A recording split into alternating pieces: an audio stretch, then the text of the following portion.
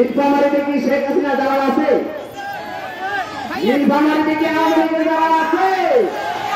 সেসব দালালদেরকে উৎখাত করতে হবে না।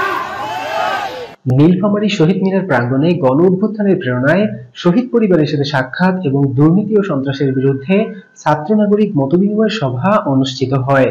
অনুষ্ঠানে গত 53 বছর বাংলাদেশে দাস তৈরির রাজনীতি হয়েছে বলে জানিয়েছেন বৈষম্য বিরোধী ছাত্র আন্দোলনের নেতৃবৃন্দ।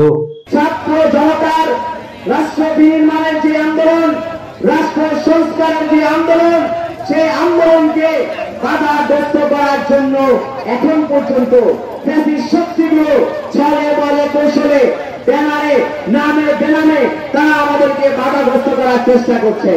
বৃহস্পতিবার সকালে নীলফামারী শিল্পকলা অডিটোরিয়ামে ছাত্র আন্দোলনে পুলিশের গুলিতে নিহত পরিবারের স্বজন ও আহতদের সাথে সাক্ষাৎ করেন নেতৃবৃন্দ। পরে জেলা শহরের শহীদ মিনার প্রাঙ্গণে শহীদ পরিবারের সাথে সাক্ষাৎ এবং ছাত্র জনতার মতবিনিময় সভা অনুষ্ঠিত হয়।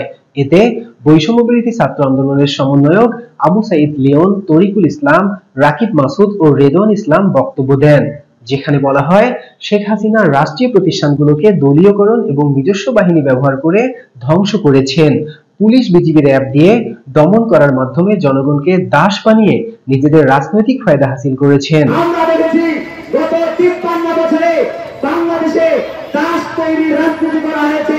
রাজনৈতিক দলগুলো, রাজনৈতিক নেতারা ছাত্র জনতাকে দাস বানিয়ে তাদের রাজনৈতিক ফায়দা হাসিল করেছে।